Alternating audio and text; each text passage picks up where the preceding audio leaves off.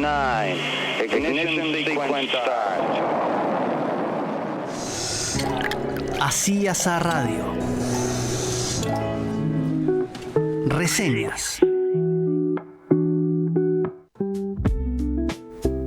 Y estamos en el aire, Vanessa Arta Sánchez. ¿Cómo ha estado, Pico? La veo contenta. Sí, divina, como una anémona roja en una campiña francesa. Venimos repitiendo, así que venimos muy bien, Sí, porque Pico. va a ser como la fórmula. Toda la primavera como una anémona. Sí, exacto. Bueno, ¿y para el verano qué tiene previsto? No sé, déjemelo pensar en verano.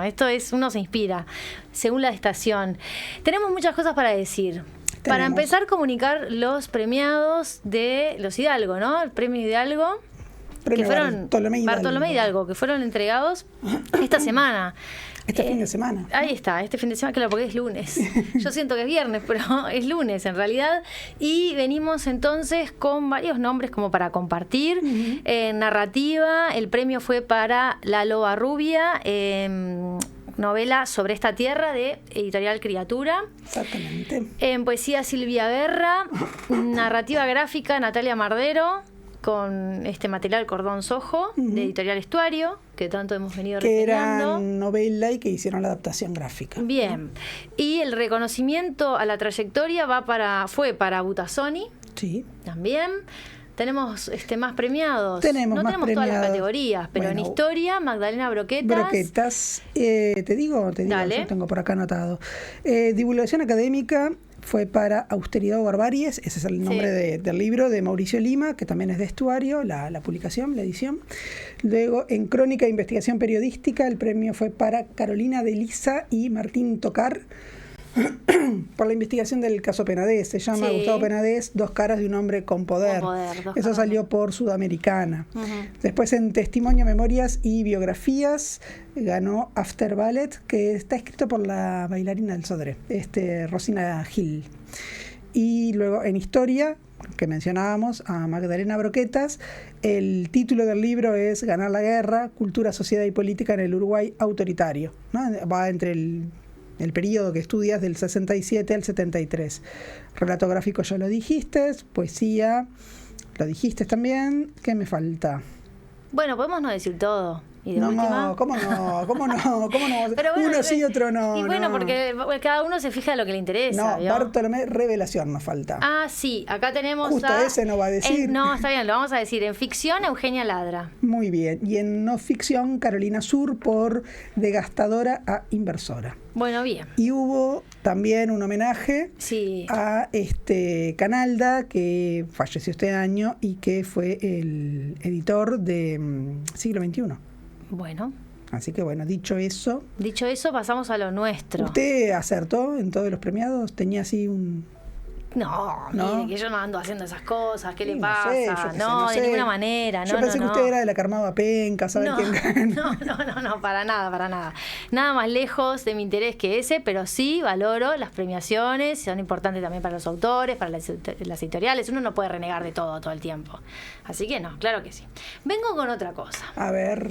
Y vengo con algo que no es novedoso, ni fue editado este año, ni mucho menos. ¿Entiende? Bueno, ¿qué viene? Con Shakespeare, un clásico. No, bueno, bien podría ser. Vengo con Coetzee. Muy bien. Con Coetzee, que es un autor, a ver, ¿cómo decir esto? Es un autor, viste que yo no leo mucha narrativa en general, tiendo a escaparme por otros lugares, por otros dominios. Pero Coetzee es un autor que, por alguna razón, me daba cierta curiosidad. Lo venía espiando. Y después me enteré, supe que una de sus novelas, él, si bien su lengua materna es el inglés, la había escrito en... ¿El inglés? Sí, ¿por qué? ¿Me estoy equivocando? No, pensé que era el francés. No, es sudafricano. Está bien. Y entonces, sí, mira, sudafricano, nacionalizado en Australia en el 2006. Bueno, pero el asunto es que yo me entero... No sé, como decís vos, cuando eras joven y alegre, me entero que publica una novela en español como primera edición. Y yo dije, bueno, a este JM Coetzee hay que atenderlo. ¿Y qué pasó? Por algunas cuestiones del destino, llega a mí esta novela que se llama El Polaco, Y es la novela que él escribe en primera edición en español. Entonces, decime si no es precioso lo que te vengo a contar. Sí, claro. Son todas las señales de que había que leerla. Exacto. Pero además resulta que este buen hombre es un premio Nobel de literatura. Así que si querés te sigo agregando data. Bueno. Te va a interesar. Yo creo que... No conforme con los Hidalgo, vos querías un Nobel. No, porque acá todo lo canónico, lo que todavía no se incluyó o se está por incluir, cuestión de tiempo. Bueno, siempre me gusta leer las fundamentaciones cuando se les brindan se les reconocen, se les otorgan los premios, ¿no? Y la fundamentación a este premio Nobel en el 2003 para Coetzee fue la brillantez a la hora de analizar la sociedad sudafricana, retratar bajo innumerables formas la sorprendente participación de lo forastero. Y ahí la traducción nos genera un problema porque esto del forastero vendría a ser lo que nosotros mencionamos como outsider o el que está ahí como en la frontera, en la línea, ¿no? En esa cuestión. El asunto es que este hombre se licenció en matemática e inglés en la Universidad de Ciudad de Cabo. ¿Vieron que yo estoy siempre con las ciencias bordeando ahí, ¿no? Coqueteando también con la ciencia. Doctor, mira esto, es magnífico. Doctor en lingüística computacional. Mire usted. Yo lo quiero en mi equipo. Sí. Por la Universidad de Texas, en Austin. Sus escritos están marcados por un estilo simbólico y metafórico. Yo no vengo leyendo a Coetzee hace mucho tiempo. Mi primera incursión es con el polaco. Por lo tanto, voy a mencionar o voy a hablar de lo que me pasa cuando lo leo ahora por primera vez. Claro. Si bien es un escritor prolífico, ha publicado novelas, cuentos, ensayos, críticas literarias, traducciones, y ahí también es interesante, ¿no? Porque se ha hecho varias traducciones, por eso esto de pensar desde qué lugar o en qué lengua él escribe, ¿no? Sí, o y publica esto sus primeras que vos ediciones. hablabas, que era lingüística computacional, Sí. digamos como una visión del lenguaje que no es solamente el lenguaje. Claro, es otro lenguaje. Sí. Bueno, no quiero seguir diciendo barbaridades, pero iba a decir, cuando el lenguaje no es patrimonio y es otra cosa. No, por pero ejemplo. No, yo lo que pensaba es, pensar en el lenguaje, la forma de comunicarse, pero que no necesariamente es con el lenguaje lingüístico. No, por eso, claro. Y bueno, sus líneas de interés, en general, han sido esto que mencionamos del que está siempre en la línea, ¿no? El forastero o el border también. Su obra se centra en aquel que se encuentra al margen y en la sorprendente implicación de estos personajes en las sociedades en las que les toca estar, ¿no? Como dentro de la sociedad también uno es ajeno a ella. Y en esa ajenidad aparecen las contradicciones humanas, ¿no? Investiga la culpa, también la dignidad de los personajes o no, qué pasa con las tensiones propias de la condición humana, ¿no? Uh-huh. Esto que nos hacen ser, qué es lo que nos define ser quien somos. Fui a leer el discurso de Coetzee cuando recibió el premio Nobel, claro, y sabés que me quedé con un discursito. No me quedé con el discurso oficial, sino que me quedé con un discursito que en realidad dio durante el banquete. Entonces es un discurso más íntimo, porque no es el discurso oficial, sino que es el discurso del banquete, durante la cena. Y entonces ahí él cuenta que su compañera Dorothy, cuando él gana el premio, le dice, qué orgullosa hubiese estado tu mamá, ¿no? Y él y volvía con la idea, ¿no? Pero qué lástima que ya no viva, incluso tu padre, ¿no? Qué pena, qué horror. Y él contesta, bueno, pero mis hijos no van a estar orgullosos de mí, mi hijo médico y mi hijo profesor. Y ella dice, no, tus padres estarían mucho más orgullosos que tus hijos. Y él agrega esto, ¿no? Pero si mi madre viviese, tendría 99 años y tendría demencia, por lo tanto, no habría sabido qué está pasando a su alrededor.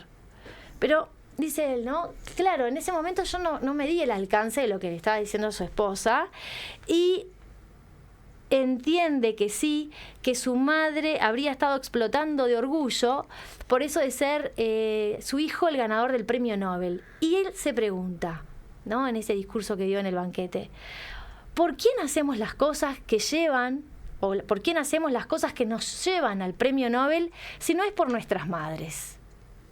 Mi madre, dice él, me hubiera dicho, muy bien, maravilloso, mi amor, ahora come tus zanahorias antes de que se enfríen. Y me pareció de una ternura este comentario, porque la realidad es que es así, las madres nos van a querer siempre con premio Nobel o sin premio Nobel, y siempre se van a preocupar porque comas tu comidita bien, ¿no? No importa la edad que tengas. Entonces me pareció muy, muy tierno este perfil. Y bueno, también lo presenta a este autor. Sí, además animarse a decirlo en un momento que se supone que, bueno, que tendría que hablar de otras cosas. Está, ¿no? pero viste que yo te dije, no es el momento solemne. Bueno, es el banquete, pero de Es todas el banquete. maneras, no es que estás hablando con tu vecino No, en pero el claro. banquete. No, pero está la Academia Sueca ahí, Claro. ¿no? Claro, sí. Pero Más a mí me distendido, gustó. pero tampoco tanto. Me gustó esto. Entonces, bueno, ahora, tener que decir que tiene la influencia de Cervantes, Dostoyevsky, Kafka, Pirandello, Beckett, ya, bien, ¿no? Parece que algunas de sus obras han sido adaptadas al cine, pero el polaco, en particular, es lo que decía, que me pareció un gesto transgresor como pocos, que este hombre escriba. La escribe en su lengua materna, pero la traduce, su traductora es, acá tengo el nombre, Mariana Dipómulos, entonces es la que hace la traducción al español. Y bueno, parece que esta postura tiene que ver con una protesta contra la hegemonía del idioma inglés, que siempre hablamos, y esta primacía cultural de los países anglosajones, y esa necesidad también de subvertir el orden de las cosas, incluso el orden de los asuntos editoriales, ¿no? Entonces, bueno, me pareció como muy, muy interesante. El polaco es una novela del año 2022, es una novela que es muy breve. Y mira lo que te voy a decir. Se presenta como una historia, no una historia de amor, una historia del enamoramiento, que no es lo mismo. No, y es más lindo, capaz. Es más lindo, capaz. El enamoramiento entre un viejo pianista polaco y una dama casada, casi cincuentona, de Barcelona. Entonces, hay una cierta intertextualidad entre la Divina Comedia, porque el personaje, esta mujer se llama Beatriz, ¿no? Y entonces hay una cosa ahí con Beatrice. Y el tópico literario del Senex Amans, ¿no? El viejo enamorado, que plantea una trama que puede ser previsible, pero que no lo es. ¿Por qué? Para empezar, yo te digo, es una historia del enamoramiento. Decimos, bueno, está bien, están dadas las condiciones, o uno las tiene en la cabeza, las condiciones como para que el enamoramiento ocurra. Pero como justamente la construcción de los personajes es tan no esperada o no esperable, los diálogos de ese enamoramiento se vuelven diálogos que parecen el no enamoramiento, ¿no? Entonces, él es un hombre grande, como dijimos, pero entonces se lo describe muy, muy, muy alto, como si fuera hasta torpe dentro de su cuerpo, pero sin embargo toca el piano magníficamente. No la copa mucho ella como toca el piano. Entonces ahí también, ¿viste? La seducción va a tener que ir por otro lado. Va a tener que ir por otro lado. Es Entonces, un poco como el albatros de Baudelaire. Lo que lo hace hermoso, que son esas alas gigantes, lo vuelven torpe. Claro, es un fuera de pianista, ahí, pero no la seduce por la música. No, claro. Entonces, los diálogos tienen esas frases cortantes, lapidarias, irónicas. Ella es muy dura, ¿no? Y hay algo que me pareció muy interesante, y es que el narrador no pasa desapercibido, y entonces va como relatando los hechos, pero va haciéndose preguntas sobre esos hechos que coinciden tal vez en algún punto con las preguntas que te venís haciendo vos sobre esos personajes o sobre las decisiones que toman o las acciones. Entonces, lo que marcaba acá esto, la honestidad de las preguntas, y es, como digo, un narrador que no se invisibiliza, sino que se transforma también en un personaje atractivo, ¿no? Es un lenguaje limpio, es un lenguaje desnudo, y ahí hay otro asunto a tener en cuenta. Y por eso toda la traducción acá también funciona como tema, ¿no? Porque tenemos un polaco que quiere seducir a una española, entonces los dos tienen que hablar una lengua que no es la suya, que es el inglés, con toda esa dificultad que tiene abordar una lengua que no nos es propia, pero sobre todo si querés coquetear Bueno. o acercarte a alguien, que no sos dueño de las palabras, imagínate. Bueno, pero hay un fuerte estímulo para querer acercarse a esa lengua para poder, ¿no? Claro, Digo, si pero es el- es tan difícil porque los personajes se van cuestionando en torno al alcance de las palabras. Entonces hay todo un una planteo. reflexión sobre el lenguaje. Sí. Me gusta mucho. Entonces, la novela está organizada en capítulos, pero que son bloques cortos, ¿no? A mí hay algo que me pareció interesante en esto de la sintaxis, que no es una sintaxis cuidada. No sé, cuando lees narrativa, a veces tiene que ser brindado todo el detalle que une sintácticamente una oración con otra, pero esa unión sintáctica hace a una unión de acción, suponte, ¿no? Algo sucede en un determinado momento, entonces tiene que ir como manteniendo cierta continuidad o coherencia. Bueno, acá no pasa eso. ¿Cómo Entonces es? hay un fragmento, ¡pum! Como si fuesen Y flashes. después el así, otro, claro. fragmentario. Me encantó, Se- me encantó. Sí. Pero tipo, se juxtaponen fragmentos. Se juxtaponen fragmentos que mantienen una línea de tiempo, pero que no requiere de todo ese cuidado y ese tallado de los hechos y el momento previo y después. No importa eso. No importa eso. Lo que importa es lo que está pasando dentro de los personajes. Mirá. Y lo que te pasa a vos como lector cuando lees. O sea, es una bomba esta novela. Te la estoy revendiendo, Sí, ¿no? sí. Ya. Es Bueno. más, no va a volver en tu bolso. ¿Va a volver en el tuyo? Sí, claro. Ay, me encanta. Y dibujarle corazones y todo. Entonces, decir, este pianista de 70 años, en esta búsqueda, y ¿sabés qué me parece precioso? Es que asistimos al proceso de contemplación y transformación de un ser al enamorarse. ¿Viste? ¿Te repito? Sí. Porque lo anoté, me quedó precioso. Divino. Porque yo tengo trencitos, acá no nadie nos ve porque es radio, pero acá tengo trencitos. Asistimos al proceso de contemplación y transformación de un ser al enamorarse. Y ese ser es ella. Ah, Claro, porque el buen hombre está completamente dispuesto. Pero la que se escurre, porque es una mujer casada además, pero creo que le importa poco el hecho de ser casada. Creo que lo que le molesta es esa imbecilidad del enamorado, ¿viste? Tipo, ay, pero no tengo tiempo para esto, señor, ocúpese de su vida. Yo tengo 2 millones de cosas que hacer.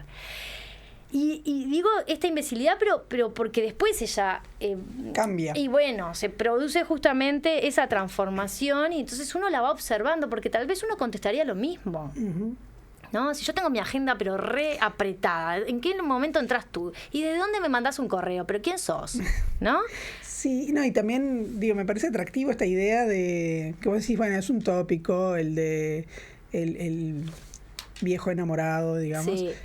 Pero de todas maneras no son las narraciones que más circulan. No, pero ahí hay otra Entonces, vueltita. ahí me parece que es como interesante decir, bueno, porque si uno piensa, bueno, es un libro que vos dijiste, no es una novela sobre el amor. No. Es una novela sobre el enamoramiento. Sí. Y en general tendemos a pensar que el enamoramiento, esa cosa como casi que ingenua, que tiene Sí. como mucho de la primera Mariposas, vez, flores. la asociamos a la juventud. Pero Sí. vos acá estás diciendo, no, bueno, pero en realidad tiene como muchas cosas, porque es gente mayor o grande, digamos. Sí, gente grande. Tienen este tema de la lengua, Sí. este tema que tampoco es que los personajes son personajes que no sean interesantes en sí mismos, digo, más allá de lo que se va a contar y este tema del enamoramiento. Bueno, tenés un pianista, tenés a esta mujer y esa diferencia cultural también, ¿no? Que señalabas, un polaco y una española. Claro, imagínate, un polaco austero y una exuberante española. Claro, es como, ¿No? bueno, a ver, ¿cómo hacemos con esto? Tiene mucha cosa que sí, la vuelve muy atractiva, por lo menos por lo que estás diciendo. Pero digamos. claro, pero además, mirá, te voy a decir otra cosa que es como, es tremendo, porque es la historia del enamoramiento, ¿no? Pero él se enamora de ella y ella siente pena. Ella le da lástima, ¿entendés? Entonces, quiero decir que este personaje polaco, el pianista, la rema, pero la rema en la ausencia, la rema desde el vacío, porque de la nada, ¿viste? Se proponen como 2 planos, el quijotesco de este polaco que se cree que diciéndole a una señora le manda un mail y bueno, la espero a la salida no sé dónde, así de la nada la persona va a responder o va a asistir, y una mujer completamente prácticas, que dice, pero es que yo no puedo ir a ningún lado porque yo a esta hora tengo que hacer esto, otro, y además, ¿por qué iría? Dígame una cosa, ¿no? Porque tengo que estar disponible claro, a la salida. Se dan idas y vueltas de correo, de algunas escapadas, o incluso alguna cena, pero el desgano, eso no es un enamoramiento de mariposa, toda esa, no. El desgano es lo que se derriba en algún punto o no, porque no es que se derriba y terminan juntos, son felices y comen lombrices, ¿se dice? Perdices. Perdices. Comen perdices, bueno, me equivoqué de bicho, pero el asunto es eso, es que...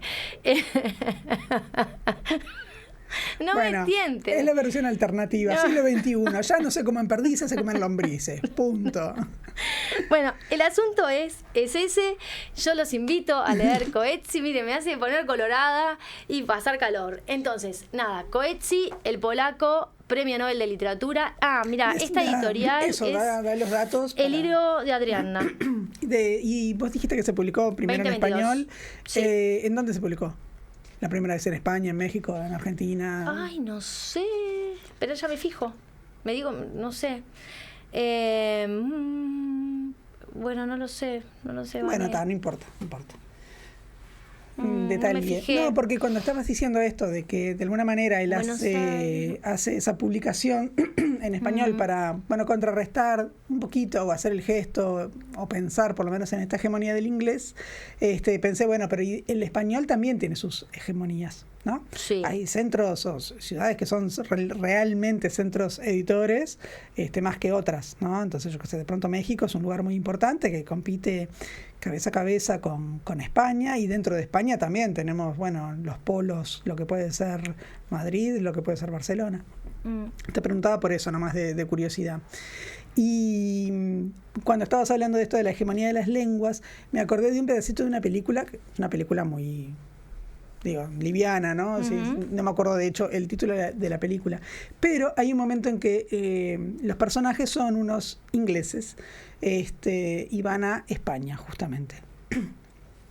Pasa algo, el que los había convocado, el amigo que los convoca, desaparece, y estos otros quedan ahí medio varados, y entonces un problema es la lengua.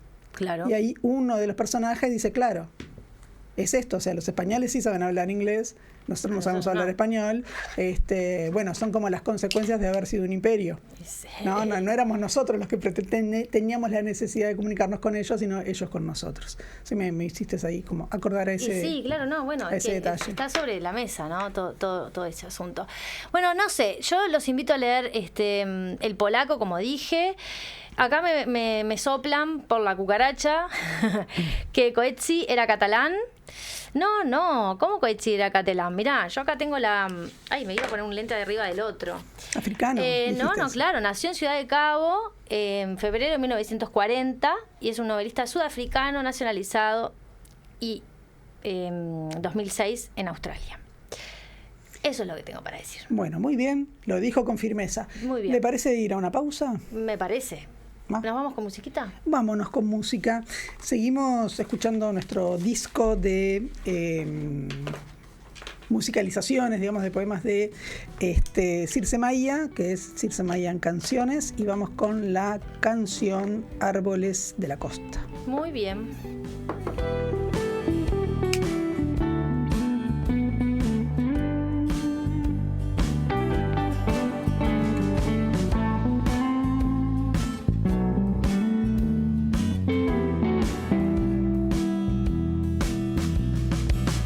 Árboles de la costa junto al viento,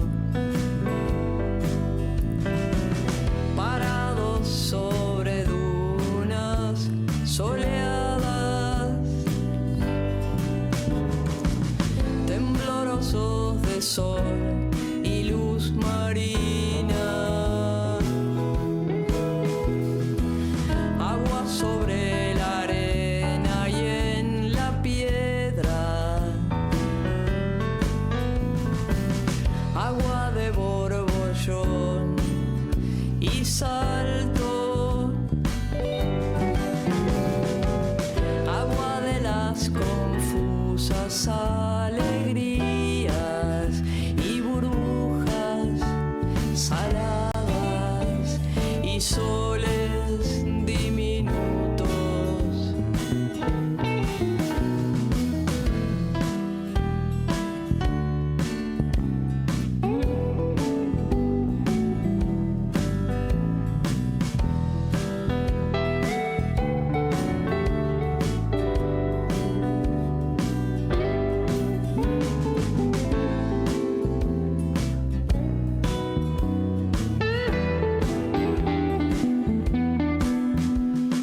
se puso a trepar mis muros y mi sangre.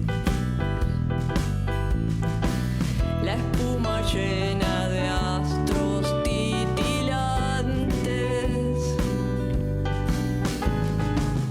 ¿Cómo no estar contigo y ser de arena contigo?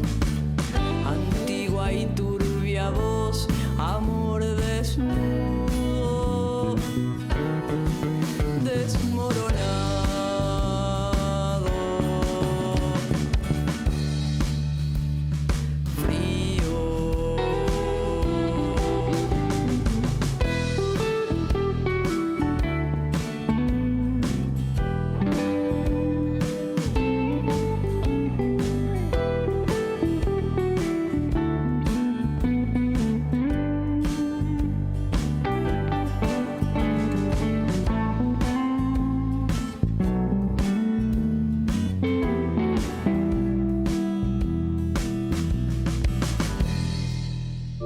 Así es a radio.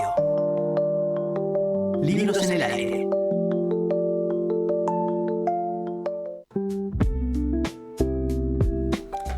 Bueno, Dopico, hemos vuelto. Hemos vuelto. ¿Le gustó la canción? Me encantó la canción. Bueno, me alegra que le alegre, que le guste. Me alegra que te alegre, me guste que te guste. Exacto, todo eso, todo eso. Bueno, yo viste que vos venías hablando, empezaste diciendo, no es alguien actual, no es local, tampoco. Nacional uruguayo, etcétera, etcétera. Bueno, yo un poco te copié. Voy a confesarlo. Sí, voy a confesarlo. Bueno, digamos que hiciste lo que quisiste. Exacto. Bien, bien hecho. Me pareció que eras un buen ejemplo a seguir, hacer lo que uno quiera. Cada tanto. Claro. Bien. Traje un libro de Georges Duhamel, autor que yo no conocía, así que en eso también estoy igual que vos. Es el primer libro que leo de él. Y se llama Cartas sobre los bibliófilos. Me encanta, me encantó. Me pareció que era apropiado, ya que estamos en contexto Feria del Libro. Bien. Me pareció que venía bien hablar de los bibliófilos, que casi y en mi interior le cambio el título y le pongo de los bibliomaníacos, porque entre la bibliofilia y la bibliomanía acá vamos a tener ahí como una cosa un poco difícil de esclarecer, ¿no? ¿Sabés qué soñaba yo cuando era chica? ¿Qué? Que robaba libros. Yo soñaba que, te juro, cargaba una bolsa de tipo de arpillera y robaba libros. Nunca, no robo libros, por favor, librerías. Pero soñaba eso. Soñaba eso. Bueno, Dopico. Ya de chiquita. De chiquita. Por la pulsión por los libros. Sí. Mira. Bueno, este libro, se llama Cartas sobre los bibliófilos. Salió, y antes de hablar del autor y del libro, quiero mencionar una cosita de la editorial que lo saca. Está publicado por Trama Editorial. Esta es una editorial española que se funda en 1996. Se considera, digamos, en su página, es una editorial independiente, madrileña, y tiene un catálogo muy interesante. Sí. Y ya el nombre que eligen para la editorial da cuenta del espacio que hay para pensar la escritura, ¿sí? La trama como la trama como el tejido, pero como la trama de una novela, ¿no? En ese sentido, digo. Y tiene 10 colecciones distintas, qué sé yo. Uno puede entrar a la página, mirar el catálogo que tienen, realmente muy interesante. Hay una de las colecciones que se llama Tipos Móviles, ¿no? Y aludiendo a la imprenta, cuando se inventa la imprenta de tipos móviles, y está destinada justamente al mundo del libro. ¿Esos tipos móviles son como los de la Galatea? No, creo que no. ¿No? Es parecido porque vos lo tenés que armar uno a uno, pero creo que no es exactamente igual, creo, no estoy muy segura. Y bueno, entonces tiene esta colección que es un poco parecido, quizás acá lo que tenemos más cercano es la editorial Ampersand, que es una editorial argentina que está funcionando de 2012, por ahí más o menos, que también tiene una de sus colecciones orientada como al mundo del libro, a la reflexión del libro. Me encanta. Me parece importante porque bueno, es una editorial que se está trayendo, que se puede conseguir, y bueno, ya que estamos en Feria del Libro, y si no estamos en Feria del Libro, tenemos muy buenas librerías a las que se puede recurrir. Y esta editorial también edita, ya van con el número 50 y pico, qué sé yo, una revista que se llama Trama y Texturas, Sí. Que se presenta a sí misma, digamos, la revista se presenta como una publicación dedicada a conformar un espacio de encuentro, de reflexión, de análisis y debate en todo lo que tiene que ver también al mundo del libro. Entonces, digamos, es una apuesta como importante. Para mucha gente que de pronto trabaja en el mundo de la edición, de la corrección, de la historia, un poco de la lectura, de la historia de las publicaciones, me parece que es una editorial de referencia en ese sentido. Y además, bueno, son realmente como muy amantes de los libros, del objeto libro, ¿no? Porque la edición es preciosa, digamos, el tipo de papel, los márgenes, no sé, es todo muy, muy delicado y muy, muy cuidado. Así que bueno, eso quería decirlo porque yo no sé si hace mucho que está llegando esta editorial acá. Me parece que no hace tanto que llega acá. Y es lindo como para saber, ¿no? Cuando hay como novedades y si a alguien le interesan estos temas, bueno, poder recurrir. ¿Son muchas las librerías que tienen esto? Yo anduve haciendo por internet hay una búsqueda y por lo menos hay 3. Que quizás hay más. Fue muy, muy rápida la búsqueda en internet, digamos. Pero sí, se trae. Bueno, entonces, Georges Duhamel. Bien. ¿Quién es Georges Duhamel? Yo no tenía idea de su existencia, confieso mi ignorancia. Y así que, bueno, rápidamente voy a decir, aprovechando muchas cosas de lo que se dice en el propio prólogo de este librito, que dice que es un escritor que ha caído, sus textos han caído un poco en el olvido, ¿no? Y el propio prologuista, que es el traductor además, porque es un autor francés, y el traductor y el que hace el prólogo se llama José Luis Checa Cremades, dice, ¿acaso no tienen resonancia los textos realistas de Duhamel en nuestros tiempos? ¿No? Se lo preguntan, ¿no? O sea, es decir que uno no lo conoce, pero parece que no es la única que no lo conoce, ¿no? De que ha caído un poco en el olvido. ¿No? Dice, pese a haber sido en su tiempo, si no uno de los escritores más brillantes de su época, sí al menos uno de los que mejor representa los sentires y pensares genuinos del francés medio del siglo XX, ¿sí? Del cual fue un exponente perfecto. Y tiene este hombre nació a finales del siglo XIX, 1884, y murió en 1966. Y el prologuista sintetiza, y yo voy a sintetizar porque la idea es hablar un poco también del libro, sintetiza un poco como la vida o el devenir de este escritor, diciendo que en su juventud fue un médico escritor y en su madurez es un escritor médico, ¿no? O sea, ¿dónde está como el acento? Como Oribe. Como Oribe, quizás. Bueno, Oribe fue escritor médico. Sí, médico psiquiatra. Este fue cirujano y trabajó en la Primera Guerra Mundial. Entonces vio como los horrores, ¿no? de la guerra, los heridos, digamos, contemporáneo de pronto de Apolinar, que es otro que siempre está la foto, ¿no? De Apolinar con la venda en la cabeza. Es esa época. Y escribió muchísimo, más de 80 obras, y de todo un poco, o sea, escribió crónicas, escribió novelas, escribió ensayo, escribió poesía, escribió teatro, o sea, crítica, ¿sí? Con mayor o menor suerte en unas o en otras, y además, yo te digo, más de 80 títulos entre todo eso. Pero, por ejemplo, parece que su novela Río más exitosa o que tuvo mayor recepción se llamó Las Crónicas de los Pasquier, y en realidad son 10 volúmenes. O sea, esos 80, si querés si querés todo Duhamel en tu biblioteca, bueno, pensar un par de estantes. Sí. Podía haber escrito solo eso y listo, ¿no? Listo, y ya era un montón. Claro, uno dice, no, ya está, digo, claro. No sé, es como la busca del tiempo perdido, y son 6, bueno, no, pero tiene algunos títulos más que lo mismo, ¿no? Son varios volúmenes. Como decía, fue médico cirujano, y aún siendo médico cirujano, fundó con otros escritores, amigos, un grupo que, más que un grupo, como uno podría pensar, no sé, los cenáculos literarios, yo qué sé, Quiroga y sus amigos, no, acá son un grupo, pero que se convierte en una comunidad que se llamó el Grupo de la Abadía, y se pensaron como un falansterio, ¿no?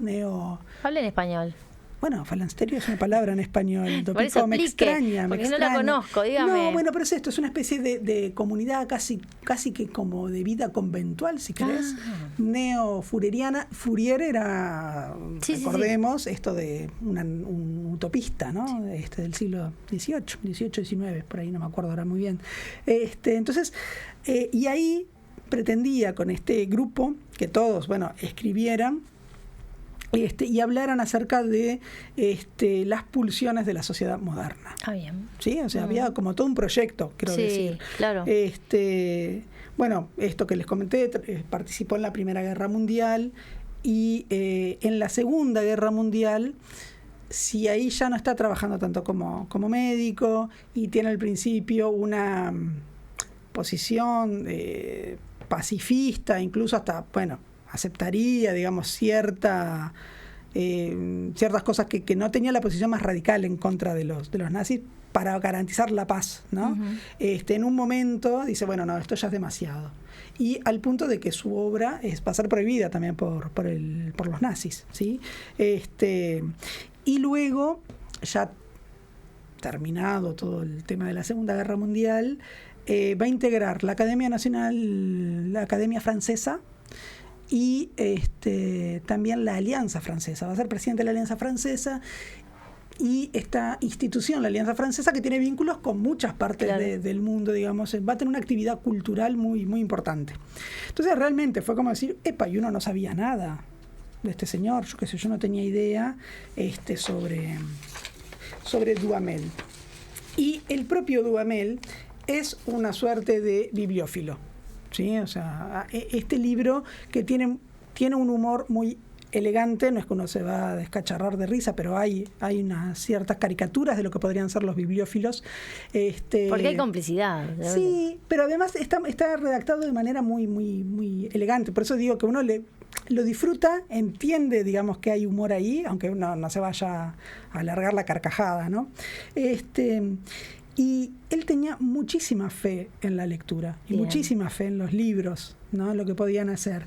Y dice, acá esto lo voy a extraer del prólogo, que a su vez lo citan a él, dice así: la lectura no solo implica para él, esto dice el prologuista, ¿no? Diversidad en el pensamiento y civilización social integradora, sino que también le depara un placer íntimo. Sensaciones pacíficas, serenas, incluso quietistas, cercanas, confiesa a los placeres que le proporciona el cultivo de su jardín o la contemplación de los paisajes suaves de su país natal. Ahí sí me acordé de Oribe, ¿no? La contemplación del jardín. ¿Te acordás? Lo de contemplar, cultivar las rosas. Y yo me acordé del filósofo de moda Byung-Chul Han. Sí. Loa de la Tierra. Ah, mira. También. Bueno, entonces dice, Duhamel se confiesa, y acá sí viene la cita, apasionado por la sabiduría y por los extremismos de la moderación. ¿No? Pero digo esto pensando en esa primera como actitud en la Segunda Guerra Mundial. Dice, y acá sigue también cita, ¿no? La lectura es lo que convierte un día de trabajo en un día de vida. Bien, ahí. ¿No? El hombre ha inventado los libros para tranquilizar su memoria. Lo que deposita en ellos es lo que quiere conservar. ¿Sí? Entonces me parece, como muy, muy interesante. ¿Y si cambiamos libros? Hoy te vas con Coetzee, yo voy con el otro. Sí, está bien. Entonces, me parece que esto es como muy, muy importante. Este libro primero se publicó en 1925, o sea que haría 100 años. Podríamos festejar su centenario. Se publicó dentro de una obra más grande que se llamaba Las obras de Georges Duhamel, ensayo de la bibliografía, precedido de una carta sobre los bibliófilos, ¿no? Eso en 1925. Y en 1926 se publica en forma independiente. Y dudo, de hecho hay alguna publicación que sale con otro nombre, que se llama sobre los amateurs, Cartas sobre los amateurs. La palabra amateurs, que nosotros la tenemos como la palabra aficionado. Sí. Bueno, en el primer capítulo de este libro hace una disquisición y dice, en la palabra amateur hay algo, todavía queda algo de amor. Porque el amateur es el amante, en realidad, es el que ama. Mire. ¿no? Entonces uno después deriva en este sentido de que es el aficionado porque hace lo que Ama hace algo. porque lo ama, Claro. digamos. Pero entonces está eso, y en un momento se iba a llamar, ¿no? Como amateurs, sobre los amateurs. Entonces, este libro abre como es una carta, no a los bibliófilos, sino sobre los bibliófilos, eso Bien. es importante. Empieza en primera persona dirigiéndose a su corresponsal, digamos, ¿no? A su correspondiente, a quien le escribe, digamos, al destinatario. Entonces, instala de entrada como una especie de diálogo que además está puesto como en primer plano, porque empieza con una pregunta, y una pregunta a su interlocutor que lo invita a considerar, digamos, los beneficios de lo que puede ser el tomar distancia de algo, ¿no? Dice, bueno, así como dicen que los viajes, ¿no? Bueno, producen una distancia, un distanciamiento, y uno ve mejor las cosas, Sí. igual que los vinos que se añejan y qué sé yo. Entonces él dice, bueno, si yo tengo que responderle algo a alguien y no lo veo de cuerpo completo, antes de responder doy un paso atrás a ver si lo veo de cuerpo entero, y esa distancia, esa mera distancia de tiempo y de espacio, me permite dar mejores respuestas, ¿no? Entonces, como toda una invitación a contemplar antes de largarse a dar un juicio de algo. Entonces, bueno, cuenta esto que le pasa en un viaje que hace con un amigo, un viaje en barco, que tienen de noche charlas, charlas donde empiezan a considerar las palabras. Qué bien. Entonces en un momento están en el barco y sale la luna y dice el amigo croissant, ¿no? Y dice, claro, porque el croissant, lo que nosotros diríamos la media luna, el bizcocho de media luna, se parece a la luna cuando está creciendo, ¿no? Entonces a partir de eso empiezan a hacerlo como un juego, ¿no? Pensar sobre las palabras, qué sé yo, sé cuánto. Y ahí aparece la referencia a la palabra amateur, ¿no? Que bueno, va a tener mucho que ver con la carta. Ese es el primer capitulito, digamos, que entonces ya nos posiciona como en una cosa más, ¿no? Exquisita. Claro, No. y es como que te dice, bueno, baja la ansiedad, Sí. vos lee con calma y después saca tus conclusiones, ¿sí? Y de lo que va el libro es de 3 encuentros que va a tener este narrador, ¿sí? Este escritor de cartas, con el señor Cocteau. Anduve buscando a ver cómo se pronuncia, se supone que es así. No es fácil. No es fácil. Que el señor Cocteau era un funcionario de un ministerio y un amateur de los libros, ¿no? Entonces hacen una primera visita con un amigo y nos presenta a este hombre en una casa grande, ¿no? Imagínate, un funcionario de Estado importante, qué sé yo, que está, dice, en la sala se está llena de archivadores, de estanterías, es un laberinto de libros, ¿no? Y el señor Cocteau es un señor muy simpático que habla, expansivo, entonces se les empieza a hablar, sí, de sus libros, y dice, ¿y ustedes qué quieren? ¿Quieren un fichero, un catálogo? No, no hay nada de eso, todo está acá en la cabeza, ¿no? Dios. Y dice, ¿quieren saber de no sé quién? Ah, está en tal estante, fila tal, no sé qué sé cuánto. Y ahí hay algo medio cervantino porque Duhamel hace que este señor Cocteau diga, ¿quieren los Pasquier? ¿No? Esto de las crónicas de los Pasquier, Sí. están tal estante, no sé qué. Se mete a sí mismo, ¿no? Como hace Cervantes en el Quijote, que mete a la Galatea ahí en el medio. Entonces, bueno, lo presenta ese primer encuentro. Este personaje es una especie de héroe y de mártir, ¿no? De los libros, porque bueno, es tanta la cantidad que dice que bueno, que la familia lo sufre, ¿no? Que ya su esposa y su hija tienen menos espacios, cosa que nos pasa a todos, ¿no? Lo sabemos bien. Pero bueno, es un señor muy alegre, de tez brillante, ¿no? De mirada encendida, y dice, y los leo. Claro. Los leo. ¿Y eso es lo que lo enciende o no? Y cita versos. ¿Y a qué se dedica? Lo que dice, bueno, de todas maneras, hay criterios. Él se va a encargar de coleccionar a los poetas del siglo XVI al presente, o sea, al siglo XX, ¿no? Al presente del libro, solo obras impresas, no manuscritos, ¿no? Y dice, bueno, hay que tener un criterio, porque igual es mucho, Claro. ¿no? Siglo XVI hasta el siglo XX, en ese momento, era mucho. Solo obras impresas, ediciones raras y bonitas. ¿Sí? Esto que decimos del cuidado del libro físico, ¿no? Del objeto. Entonces, bueno, esto, habla de que él siente un placer sensual de los libros. Dice, bueno, yo empecé un poco como torpemente, entonces iba y todos los días se compraba 2 o 3 libros, pero los dejaba en el escritorio. Al otro día iba, los miraba, los acariciaba, iba leyendo, ¿no? Eso. ¿Te puedo hacer una pregunta? Sí. Horrible, ¿no? Bien. No tiene que ver con la exquisitez de lo que estás planteando. A ver. Pero decime una cosa, ¿vos forrás los libros? No. No, ¿verdad? O sea, no puede una persona de bien no puede leer un libro forrado. O sea, basta. Yo no lo veo mal si otro lo hace. No, yo no lo hago.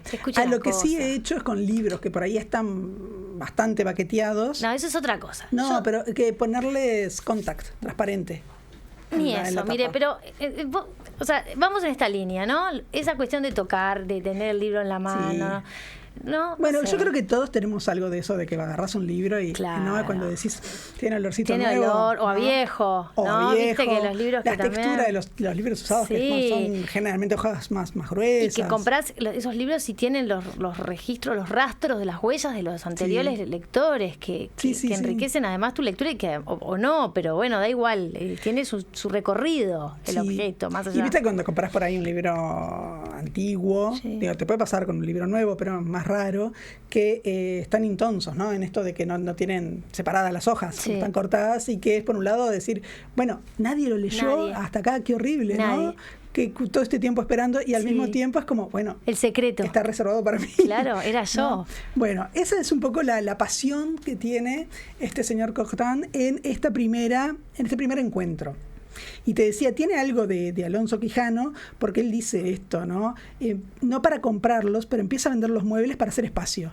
Así como ¿no? Alonso Quijano vende las tierras para comprar libros de caballería, él vende para hacer espacio. Claro, no deja de comprar libros. No deja. No, bien hecho, es su prioridad. muy bien hecho, claro. Entonces ahí tenemos como una primera mirada que es como la mirada del bibliófilo o de la bibliofilia más quizás tradicional y quizás la más espontánea, la que pensamos como más espontánea.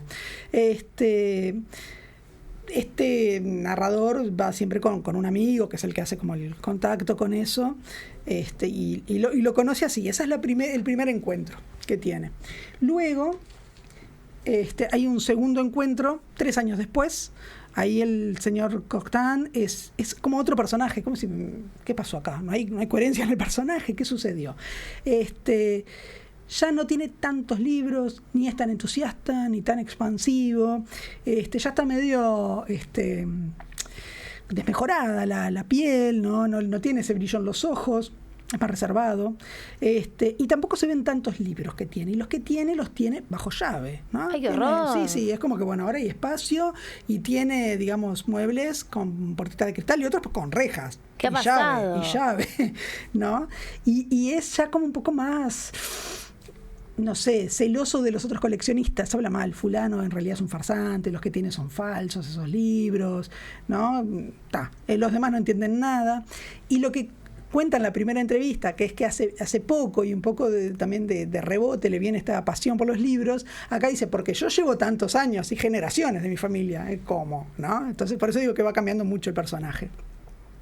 Y se ufana de que tiene su premio de oro, es que tiene un libro del que pidió que se hiciera una sola tirada. Habló con un escritor, ese escritor escribió un libro, se hizo un solo volumen, es lo que se editó, y él compró el libro y los originales, los manuscritos, y el autor rompió esos manuscritos delante de él, ¿no? Es como el sumum de decir, lo tengo solo yo, ¿no?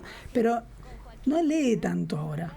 Entonces uno dice, bueno, es solamente el coleccionista. Por eso digo que hay como también caricaturas de ¿no? De lo que puede ser la bibliofilia, o sea, en un punto es casi una bibliomanía. Entonces, bueno, ese es el segundo encuentro. Pasa el tiempo y hay un tercer encuentro. El señor Cocteau ya es más viejito, y lo mismo, está casi desaparecido. No hay libros, ya no se ve nada.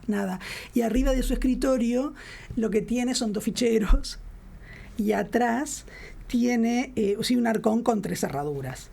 Y ahora lo que está pensando es que tener los libros en sí, bueno, no sirve de tanto sino que lo que hay que tener y donde tiene que enfocarse la cabeza, digamos, es en tener un catálogo razonado de lo que se tiene, que sin el catálogo nada tiene sentido, ¿no? Entonces son como las distintas etapas en las que esta ciencia de la bibliofilia, digamos, fue como cambiando y evolucionando, y eran también, o tiene que ver esto también, con discusiones que había en los años 20. Digo, porque este es un texto de 1925. Pero ¿sí? Eso último fue horrible. Sí.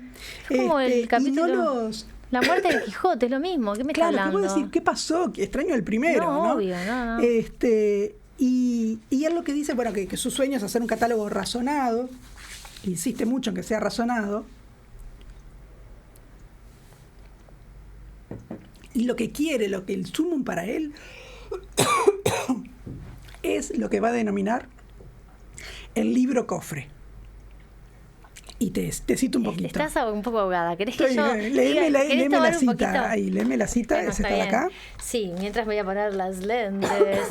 La cita dice, dice lo que acabas de mencionar, ¿no? Su objetivo es el libro cofre. Cito: lo que yo quiero, que quizá sea el primero en realizar, es el tesoro, la joya, el relicario, el libro cofre, el libro que es un museo en sí mismo, un documento humano, moral, social, anecdótico, descriptivo, analítico, sintético, histórico, exhaustivo y suplementario. Eso es. Fin de cita. Fin de cita. Entonces uno dice, bueno, ¿y qué es esto? ¿Qué es realmente? Él se ufana de que está todo bajo llave y que lo tiene todo. Ahora lo tiene todo y se encarga de los modernos sobre todo, y tiene esta idea, dice, bueno, pero lo que hay que llegar a la esencia es esto, es el libro cofre. Y no quiere mostrar. Después al final muestra y trae unos cofres, unas cajas de madera muy trabajadas, muy lindas, muy qué sé yo, y dice, acá está Baudelaire, tengo un Baudelaire. Y uno dice, bueno, tiene un Baudelaire, ¿qué tiene? La primera edición de Las Flores del Mal, yo qué sé, ¿no? Una cosa así. No, es un cofre con unos recovecos como secretos, tú vos lo sacás y tiene, yo qué sé, facturas, ¿no? De cosas que pagó Baudelaire, pero tiene un cajoncito secreto que tiene las uñas, cortaduras de las uñas. Ay, por favor, me muero. De Baudelaire. Una cosa así. Qué barbaridad. Y dice, bueno, porque acá tengo todo, tengo a la persona, sus restos, sus cosas y como la esencia. Y uno dice, en ese afán de quererlo todo, y aparte de que lo repite mucho en esta última parte, el decir, lo tengo todo, ya está, no tengo competencia con los otros...